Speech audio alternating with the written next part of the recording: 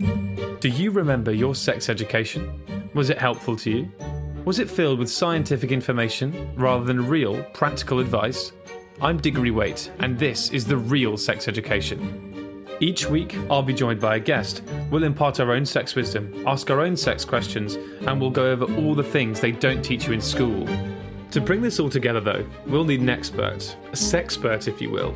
But the only sex and relationship therapist I know is my mum. Hello, Mum. Hello, Diggs. In this episode, we speak to comedian Olga Koch about her sex education. Finally, someone's asking me. I just start talking about it, apropos of nothing. Coping mechanisms after a breakup. I made one of my ex-boyfriends out of cake, basically to scale, and then I ate the cake. And the significance of losing your virginity. I've been like a horny child my entire life. So the fact that I got to the age of 17 and I was still a virgin was a travesty, and that was the transition from me looking like a person who fucks to being a person who fucks. Hello and welcome to The Real Sex Education. I'm Diggory, and I'm joined as ever by accredited sex and relationship therapist Cate Campbell. Hello, Mum.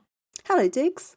Every week, Mum and I give sex and relationships a good going over the guest, and this week is no different. We're very glad to be joined by Olga Koch.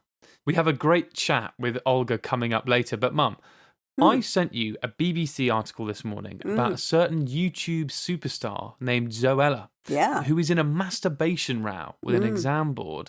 AQA, the exam board, have recently stopped linking to her content for a GCSE media studies course because there is a whole range of adult-focused content on there, like a list sex toys. Yeah, like a list of the year's best sex toys, yeah. This has basically led to a bit of a conversation about when the right time to start talking honestly about sex, hasn't it, Mum? It's really annoying that they've stopped using her because what they could be doing is doubling down on their interest in sex education. They could be saying to parents who've complained, which is apparently what has prompted all of this, they could be saying, but your children need to be educated and it isn't helping for them not to be. If you've decided as parents that the content is too old for them, you're wrong. Because most sex education is coming too late for a lot of people. They've been looking at porn for years, and that is not the way we want our new generations to be getting their sex education, really. The exam board is arguing that it isn't appropriate for us to ask children as young as 14 to study a website that includes sexual content aimed at adults. And why did they put it there in the first place then if they didn't think it was okay? That's what's interesting, and that's what Zoella says. She says, they clearly didn't look at my stuff well enough because I've been doing this for years. I've covered such a wide range of topics, so they clearly didn't do their research. I think it's far better to come across this sort of content with a teacher present and the conversation that they're going to have, rather than stumble across it by accident and think, oh, hello, what's this? It's a problem because it's just denied. Once again, we're just putting it out of the curriculum, pretending it doesn't exist, and we'll push it further down the line. If they say that 14-year-olds are too young to learn about it, and 16-year-olds as well, because it's a GCSE course, well, then when are they going to learn about it? 17 and 18? When it's too late. It's too late by that point. The implication in the article appeared to be that it was because it seemed to promote masturbation. Apart from the fact that this is going back to, and female pleasure, yes, it's all right for boys, goes back to the dark ages again, where women aren't supposed to have pleasure, and if they do, they should wait until they're older. And what it's actually doing is promoting the idea of penis in vagina sex. The only kind of sex there is intercourse. So actually, parents who phone up and complain or write letters and complain, you are encouraging your daughters to have intercourse at 14 rather than pleasure themselves at 14, which they're probably doing anyway. When I read this instantly came to my mind is the first woman to come on our podcast, episode 2, Jade Adams. Yes. One of the first things I asked her was what she wished she'd learnt in her sex ed at school. I wish a woman would have stood in front of a group of girls and told them how to orgasm. I wish someone, I wish we'd had a class where it was all girls and there was a woman and she came in and she told us all how to come. I wish I'd learned that when I was 15.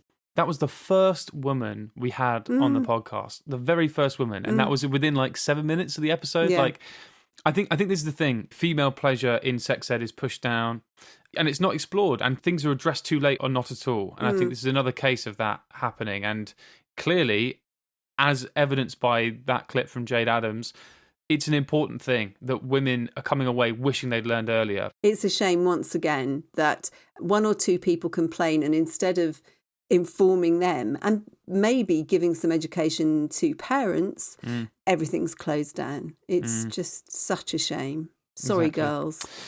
Amelia Jenkinson runs the School of Sexuality Education, and Amelia said, from year 7, we might get questions from students like, what's a vibrator and what's a dildo? These are the questions that pupils really want answered, and it's important we don't shut that down and create a sense of shame. I think that's exactly right. Absolutely right, yeah. And later on, we'll have some questions just like that from you, the listeners, and we won't shut those down. No. We won't create a sense of shame, will we, Mum? No, we will not. No, we will have an accredited sex therapist answering them to the best of her ability, and she is very ability. She is very able. All right, good. Time for our interview with Olga Koch, in which I began by asking her what her sex education was like. Oh my goodness, what a wonderful question. I've come prepared. So I was born and raised in Russia.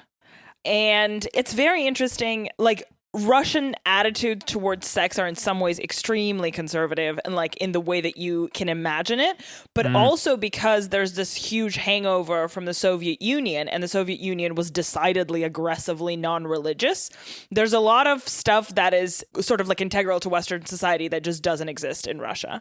Like, for example, again, I moved from Russia when I was 13, 14, but I remember back when I was living there, there's not shame around abortion at all whatsoever. It's like readily available, and that's something that was available in the Soviet Union. Yeah, it's weird because it's so like puritanical and conservative in ways like they're very not open-minded towards homosexuality, obviously, but then completely just like chill about, I don't know, the pill and birth control and stuff.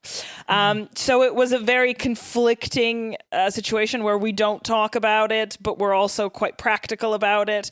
And I remember that I had absolutely nothing, I knew nothing about sex in school. Like there was like an anatomy lesson in biology and that's it. There was no one talked to us about condoms, nothing. My mom gave me a book when I was about 13, and that's all I had. Oh, what was the book? What was in the book? So the book was just like some illustrations. Like she just gave it to me, and I remember she was so embarrassed to give it to me. Like she wouldn't look me in the eye. She just sort of like gave me the book and walked away. And I blushed and I laughed and I was like, I don't need this. I saw the movie Titanic. I know everything I need to know. Yeah. And then I remember leafing through it. And it was just a lot of illustrations. I remember they like it was trying to be whimsical about everything, but then you can't really be whimsical about HIV. So it was just odd to have like illustrations that were like, hey, about something as heavy and difficult for a child to understand. It's funny you should say that because previous people on this pod have said that their sex education included a little film with astronauts. Well, yeah, it's almost like the desexualization of sex education when they're like, it's astronauts and illustrations and a condom goes on a banana. And it's like, what are you talking about? These kind of like amorphous ethereal concepts when they're so real life. They're to do with bodies that are sitting in this room right now. Also, speaking of spacesuits, what is a spacesuit if not a full body condom? Think about it. Let's be real. Also, I would have assumed if they would have a sex ed film full of astronauts, it would be in Russia because we're obsessed with space. Yeah. Missed a trick. First person to get fingered in space. So that's my goal. Oh, I thought you were saying that was you already. That's still Can still you a goal imagine? for the Oh future. my goodness. Imagine. Little girls would be looking up to me and saying they want to follow in my footsteps. Yeah. So when I was 14, I moved here to the UK. But it's a very convoluted situation. Moved to the UK. I went to an American high school in the UK, which, again, is just absolute nonsense. Why would anyone do that? Wow. And in this American high school in the UK, it was also had like a religious edge. But the religious edge was we never had any like religious classes. But because my understanding is that like we were attached to a church and there was a lot of money in the church, we couldn't do anything that was like directly against the church. So it was like secular, but with a religious twist. So it would be like evolution, and then there would be like question mark in parentheses, like a little cheeky, like, I don't know. Yeah. And so... I just like the idea of like you just taught Darwin's theory of evolution and all that stuff, and at the end of the class the bell rings for lunch and it's just like, but everything I've just taught you could all be fake. Just a Yeah, theory. exactly. All right, guys, out you go. Out you go. Exactly. Yeah. That's exactly what it was like. And Yeah. so we had a sex ed person come in. Like there was like a school assembly. Everyone was there. Yeah. And clearly this sex ed person didn't know there was this like religious edge to this. So it was, the whole thing was like very tongue-in-cheek, her eyes were rolled the entire time. And she's like, you're not allowed to have sex, but if you were to have sex, and then she would just do her little speech at the end of the if you were, but you wouldn't. It was just so surreal for us as kids. I mean, kids 14, 15, sitting there being like, what is she trying to tell us? Because it was the most conflicting thing, being like, no. The only way to avoid pregnancy is not to have sex. The next best thing that definitely doesn't work is wear a condom, etc. Yeah. So yeah, it was just an absolute mind fuck, I would say. So that shift from Russia to the UK and this bizarre American school that also had this, I mean, you're right, that is convoluted, but like this school sounds quite conservative as well. So then maybe the shift wasn't that crazy, or did you feel it? Just in general attitudes in the UK as opposed to Russia? It's a good question. I just feel like there's such different attitudes. So in Russia, there's one attitude. In the UK, I think there's another attitude. In the US, there's another. And it felt like throughout my childhood, I went through different stages, and each of them made me paranoid about a different thing. Like, for example, I think in Russia, I was like obsessed with, I guess, like honor and sluttiness. And then I remember when I moved to the US, in the US, the sex education in regards to STDs is so aggressive. I haven't heard of like gonorrhea or chlamydia or anything when I was in Russia. And in America, my understanding, again, pseudoscience, I have no idea what I'm talking about. But my understanding is that like pharmaceutical companies are so strong in America that they like amp up STDs. Like fear around herpes in Europe versus fear around herpes in the US are night and day. Everybody in America is horrified of herpes. And so like if in Russia I was afraid to be called a slut, in America I was afraid of herpes. Like every surface was potentially like herpes central. Like there's all these things where it's just like you're not sure about, and it's like, is every rash that I have on my pussy herpes? Don't answer that. And so it's there's just, all cultures are conservative in some ways. The ways are just different. And what were you afraid of in the UK? What was the paranoia there? What did we give you? Oh, that's a good question. That's a really, really good question. We must have given you something. What are people in the UK afraid of? Wow. Each other. Yeah. Looking each other in the eye when having sex. Yeah, I think yes. what people in the UK are just any vocal acknowledgement of the fact that sex is being had while having sex. Yes. That's why when the idea of dirty talk, like that can't happen. That's insane. British men also are horrified of coming. Every single one. Just once they do, they're like, oh my God, I'm so sorry. Is that because I feel like whenever they've come, whether it's, within a minute or within an hour, they're like, oh, it's too soon. It's too soon. They weren't ready. I wasn't ready. I should have been able to go until next Wednesday.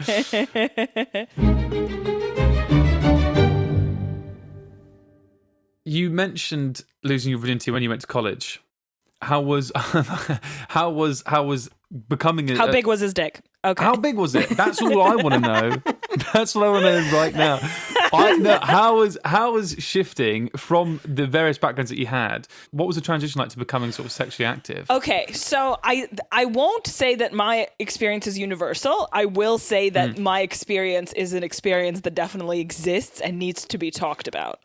I was desperate to lose my virginity in high school. It felt like I had a mark on my forehead and I needed to get rid of it. I needed to scrub it off because I have always been a very like sexual girl in that like I would make sex jokes all the time. I would love watching sex comedies. Like I was a class clown and it would always be like very sexual. I've been like a horny child my entire life. So the fact that I got to the age of 17 and I was still a virgin was a travesty to the point where it's like it didn't fit with who I was. It was like it just didn't make sense. It didn't fit into the personality that I've built for myself.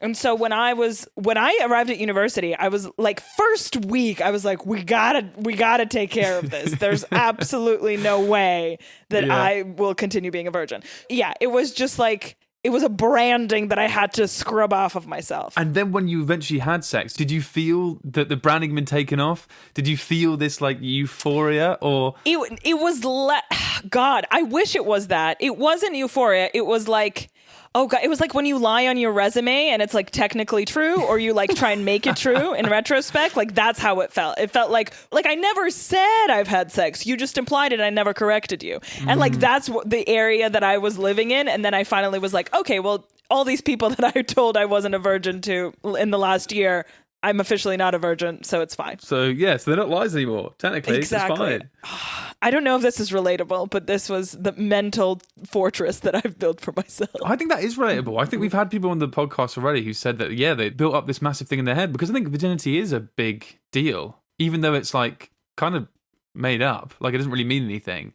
But you do it's just this rite of passage that we place so much weight on. Yes, and I think I agree with you. It's just the way that is portrayed in the media a lot of the time, that it's like it has to do with like it being special or something. I don't look back at that night ever. It doesn't, and it doesn't mean anything to me. What meant a lot to me was that I was portraying myself to the outside world as a person who fucks, and I needed that to become true, and that was the transition from me looking like a person who fucks to being a person who fucks. Do you think you've been properly prepared for the experience though, through either your formal sex education or just your life? I guess that's a good question. I feel like what was really important to me, and in retrospect, having gone through like a huge feminist journey with Me Too and everything happening and kind of coming into my own and realizing what it is that I want, or something that I was influenced by the outside world to want. What I would tell myself now is I would have really wanted to have sex in that moment. I didn't want to be pressured. I didn't want to be doing something because I felt like I had to. And in that moment, I can like hand on my heart say, I really wanted it. And that is the thing that I'm happy and content with. Absolutely. But in terms of your virginity and that thing, I'm just wondering then if that wasn't so brilliant, where your love of teenagers came from. And you haven't just said this once, you've said this in a few places, including you sung a song, an entire song about it. I would implore people to check it out. It's brilliant. Hell yeah.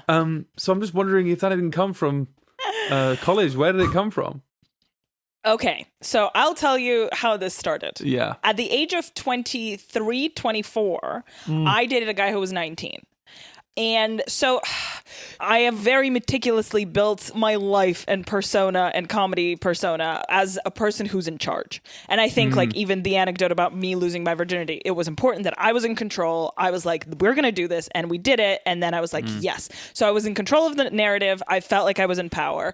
And I felt like, again, I'm not talking about like domination, but it's just something that like to have a lot of authority and to kind of like self-determination. And so it was like a fun thing to be like, oh my God, I'm dating a younger guy, and like I buy him little treats, and he just like walks around and he like thinks that everything I say is so funny and clever and cool. I was like, oh, this is super fun to talk about, because the dynamic is flipped, because we see so many older men dating younger women. What is it like to be like, oh, well, I have a boy toy?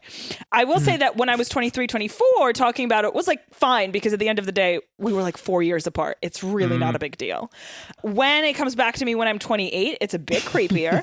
And I do feel the need to tell everyone that I don't date teenagers anymore. One of the reasons was being, of course, like the power dynamic started becoming creepy. And I also decided that I wanted to start enjoying sex. So, yeah. I am very sorry about you being reminded of it constantly. I mean, how does it compare to people bringing up the fact that you ate your ex-boyfriend out of cake?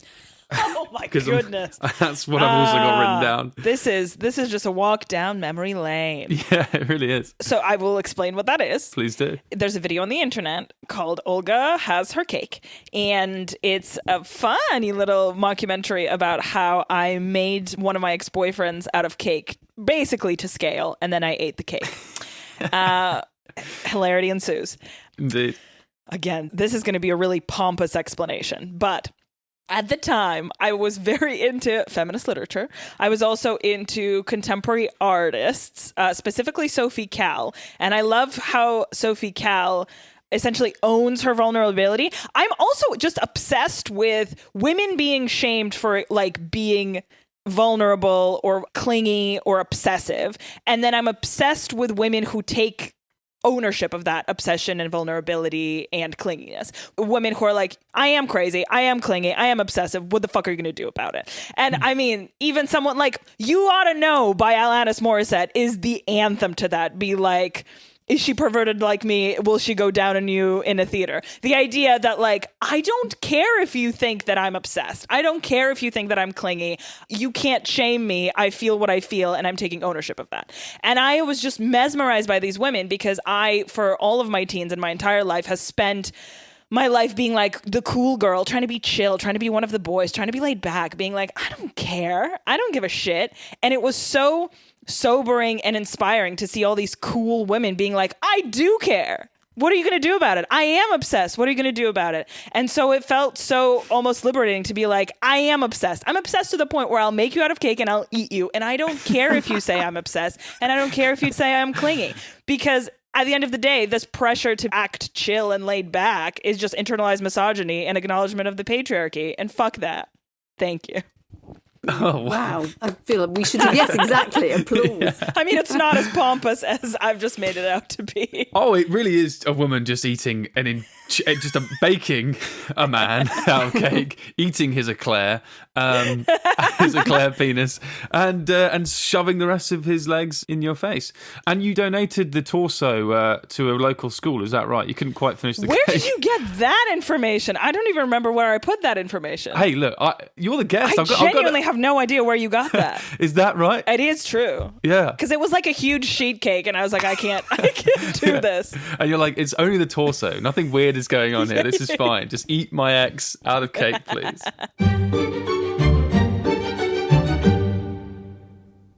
Did you have like a really important piece of sex education maybe, or anything like that you took forward? Anything that was most effective when you became sexually active? Ooh, that's an excellent question. It will be a long answer. Oh, good. That won't make a lot of sense. So, if I watch the movie now, it will probably be really cringy and problematic. But at the time, it really helped. And I don't want to rewatch it because I don't want to see all the holes and problems with it. The movie is called Chasing Amy. And it's crazy because it's a film by Kevin Smith, who made like Mallrats and like all these films where you're like, what? Why? And then this is like, I suppose, the most intellectual one that he's ever made. And it's called Chasing Amy. And it's kind of based on his own experience. And it's about this guy who dates a lesbian. And the lesbian is like, you're the first man I've ever dated. And he's like very excited by it. But then the second he finds out that she's actually has had sex with men in the past, he starts slut shaming her. And this idea that he was like really excited and like even turned on by the idea of the fact that she had sex with all these women before. But then the second there was a man, he started slut shaming her. And also the idea that like this like power trip that he had from like flipping a lesbian. And I remember watching it and it's just absolutely blowing my mind. Because obviously like in the end, he's the bad guy, which is great. Always on board with that. And so I think that as like, I watched it when I was maybe 18, 19 and just being like, oh, all of this is completely made up. There are no rules. It's all arbitrary. The idea that like having sex with some people is fine and the other makes you a slut, that's just made up. None of that is true. None of it is factual. None of this is backed by science. You can't like check it in a lab. Nothing happens. There's no laws against this. It's really just something that someone made up and now feels emboldened to act out in life, when in reality, it's all just fucking imaginary. Yeah. One of the things that I would also change about my sex education and everybody's sex education is, apart from obviously opening it outside of just being straight people having straight sex, opening it to all sexual orientations. That's extremely important because obviously it's very confusing and alienating for people who want to have sex other than straight sex. And also, if you're not exposed to it, you don't know that you like it. Like, I think the fact that I, as a kid, basically was only ever exposed to man dominating woman in bed as the only power dynamic that existed meant that I was like, I guess I want that because that's the only thing I've ever seen. And so the fact that like even pegging coming into the mainstream recently is so exciting because I genuinely didn't know about pegging until someone told me about pegging. And once I saw it, I was like, oh, that's cool. And so much about sex has to do with like knowing that it's an option. Some of this stuff is never going to occur to you. You need to be told, be like, yeah, this exists and it's cool and it's normal and you should try it. So not only would I open up like who's having sex, but also how they're having it. And that would be very, very exciting for me as a kid to have known about and not to find out as an old 28-year-old woman. And also it's just exciting to be exposed to more of a bigger variety of sexual dynamics other than man pins woman to a wall. And that's like all I see on TikTok, which makes me really upset because I'm like, this is fine, but give me other stuff too. This is not the only thing that exists. How do you manage to get sex against the wall on TikTok? Because all I get is people eating beetroot and squeezing spots. I keep not liking it and it keeps coming back. I've never had any sex against the wall on TikTok at all. It's just so sad.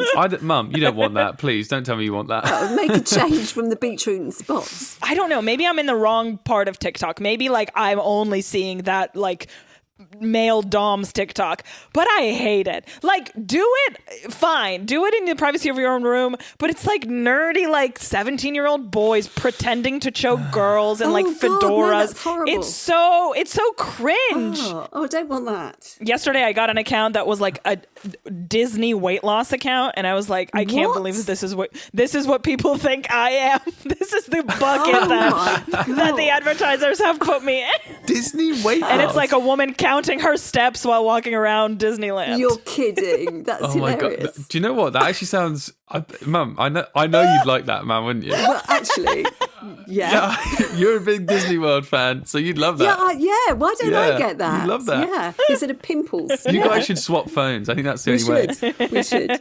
And I love beetroot. I'm Russian. Oh, yes, of course. Of course. Well, it was funny as well what you were saying before about pegging. Just to quickly switch that back, because I also sensed that happening. And again, I feel like it's also on TikTok. There's a lot of videos about pegging on TikTok and stuff. And I saw it the other day, someone doing a genuine post being like, guys, this whole pegging thing, do you think that this is all a joke, or are people actually into that? Because I think I'm into that. And I don't know. I mean, is this a joke? Okay, pegging has been happening for ages, for like as long as the history of time, since people found out they have prostates. But what I mean is it going to be shot more into the mainstream and more people are going to be doing it at the moment? Because I feel like that's what I'm understanding and that's what I'm hearing. Well, you'd think so, definitely. Wouldn't you? It takes a while to change a habit, but if you keep talking about it, it sounds as if it's in the mainstream, even if it's not. I think the biggest lie that we are told and the biggest cognitive dissonance about sex is the idea that like you like what you like and you're born with it. And it's like, no, we are constantly shaped by the outside world. People who are found attractive is because advertising keeps putting them on billboards and covers of magazines. So the idea that like you were born with this specific kink, like, yeah, sometimes that's true, but a lot of the time it's like you stumbled upon it on like a late night session on Pornhub and you're like, feet, okay. I think desire is malleable and it is shaped by media constantly. So I truly believe that any power dynamic can become popular if we're just exposed to it. Have you tried pegging? Me? Yes, obviously. I wouldn't just like say it out of... I knew you'd be perfect for this podcast. I wasn't just going to say that it's fun without having... Come on, guys. I do my field research. Now you're making me want to do it for research. You gotta. Right? I mean, I'm not a proper producer, presenter guy unless I do this stuff too. No, but you know, when you get straight couples coming and talking about anal intercourse, and I often say to the guy, right, so we're going to try some pegging first so you know what it's like before you... And they go, what? Oh, I don't want to do it. Oh, no, it's her. No, I don't want to do it. That's exactly what I'm thinking. I'm like, if you're not prepared to be pegged, then you should not be prepared to do anal. I think that's fair enough. Yep. And which one has a prostate up their butt? That's my question. Exactly. So that's what I'm saying. Peg me. Maybe. No. Yes. Yes. Oh my God, you're like kombucha girl. You're like,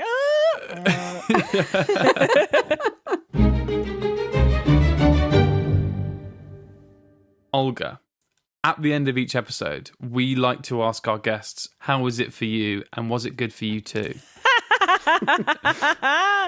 That's so good. Yes, absolutely. I've loved every minute of it. It's really humbling to be around actual sex experts. It's been so sex nice. expert. I'm definitely not a sex expert on any level. No, it's been great to have you on the show. It's brilliant. It's really, really interesting. And one of the things about this show is we want to try and give people, actionable sex advice. So if there's anything from our chat today that you could like sum up or give one piece of advice, what would it be for people going forward? Oh, God. Do what you want, but make sure it's actually what you want. Oh, I like that. Excellent advice. Deep. Yes. And try pegging. Why not? Fine. Excellent. Olga, thank you so much again. Thank you very, very, very much. Have a wonderful day. Thank you. It's the mailbag. Send Cate your queries to podcast@hatch.com. It's the mailbag. Send Cate your queries. Podcast@hatch with 2 T's. Hello there. I have a query for Cate. I would like to know when the real sex education mailbag starts. The real sex education mailbag starts right now. Thank you. Thank you so much again to Olga. That was such a good chat. It was brilliant. Right, now it's time for some of the questions that you sent in to us via email, podcasts@hatchet.com, or using the hashtag RealSexEDU. And whilst we're on the subject, why don't you follow us on Twitter as well? We now have a Twitter account. It's @RealSexEdPod. So check that out and give us a follow as well. And obviously, if you have any questions, like the ones we've got coming up, you can DM them to us now, as our DMs are open. Right, the first question is from Amelia, who says, I'm 20 weeks pregnant and so horny, but my husband doesn't want to have sex because he's scared he'll hurt the baby. What do I do? Oh, well, talk to him about this. Get him to listen to this podcast because it's normal to feel more horny during pregnancy. Some people feel less, some people feel more horny, and for some people orgasms are easier to achieve and they just generally feel a lot more sexy and relaxed. So nothing bad can happen. There's no way that you can harm the baby unless you've been told not to have sex by a medical professional. There's no problem at all. How do we allay the fears then of the husband? Well, reassure him of this. And I think if you Google anything at all about it, about pregnancy, or talk to the midwife, then you'll discover that there really isn't an issue with sex in pregnancy. It's fun, it's common. And it's equally, there isn't a problem with people who don't feel horny. I mean, if he's absolutely worried sick and really, really won't have sex, then you're left to your own devices. But actually, the chances are if he's reassured, he'll feel better. But on the whole, there's no reason not to have intercourse if you want to, or any other kind of sex, really. And are there any, let's say, for intercourse, are there any sort of positions that would be extra safe? Well, no, they wouldn't be extra safe, but they might be more comfortable. And so at 20 weeks, there probably isn't a problem with any position at the moment. But once she gets bigger, then problems may develop in terms of it being very uncomfortable. Obviously, you don't want to lie on the bump. So sometimes it's more comfortable for the woman to be on top once she gets bigger, although, she might not have much energy at that point if she's bouncing around. Sometimes kneeling on pillows can be very helpful for a kind of doggy position. But again, you've got to be really careful when I say kneeling on pillows, you're not putting pressure on the baby. And also you want fairly shallow thrusts. Probably would be more comfortable. And lying side by side is very comfortable, and you can also again put cushions under the bump. So side by side with your left knee up or your right knee up, whichever is on the outside, sort of bent, can be very, very comfortable as well if you're really big. But once the head engages, intercourse can be quite uncomfortable for some people, so maybe then you wouldn't want to. But unless you've been told by a professional not to, then it is safe. The baby will be okay. Just take it slow and easy and work with what's comfortable. Yeah, because the baby's bouncing around in a little sack, and so it won't know what you're doing, and it can't feel it, or it's not going to stick a hand out and say hello. Oh my word. People have all sorts of fantasies about that sort of thing happening, but it just doesn't. Yeah, and it won't know what's going on, so don't worry, AQA or any other exam board. You don't have to get rid of this. Yeah, it's all good. Well, the Yeah. next question is from Anonymous, who says, I have an embarrassing problem that when I'm aroused, some fluid comes out of my penis. Sometimes are worse than others, but this can be embarrassing. Should I be concerned? Mum, is that an open and shut case? Oh, In my head, that's just pre-cum. right. Okay, Diggs. You answer the question.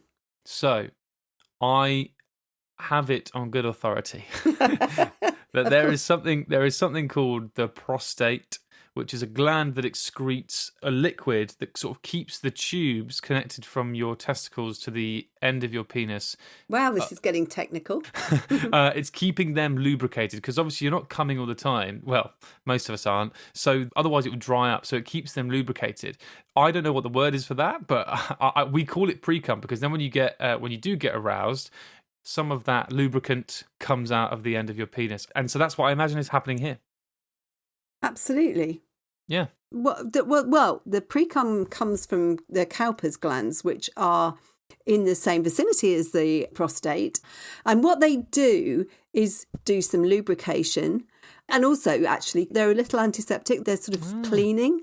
But they do sometimes contain semen. So you do, if you're producing a lot of this, then you need to be a little bit careful if you're not using contraception, or put on a condom as early as possible if it's starting to appear early on in your lovemaking before you could get on your hands or get near to your partner.